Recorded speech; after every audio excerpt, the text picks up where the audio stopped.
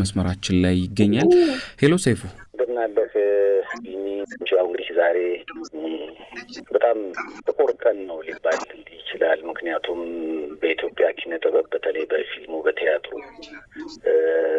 ለዓመታት ሳቅ በመፍጠር የሚታወቀው የብዙዎች የደስታ ምንጭ የሆነው ነጻነት ወርቅነህ ከዚህ ዓለም በሞት መለየቱን የሰማንበት ቀን ነው ዛሬ። እንግዲህ ለአድናቂዎቹ፣ ለቤተሰቦቹ፣ በአጠቃላይ ለመላ ኢትዮጵያውያን መጽናናትን እንመኛለን። ለሱም እንግዲህ እግዚአብሔር በአጸደ ገነት ነፍሱን እንዲያኖር እንመኛለን። በጣም አሳዛኝ ክስተት ነው። በነገራችን ላይ በጣም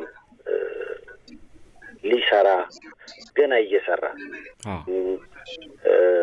በብዙ ሀሳቦች ህልሞች ውስጥ ያለ ሁሌም ስታገኘው ሀዘን እንኳን ላይ ቢሆን ሀዘኑን አጣርቦ ለአንተ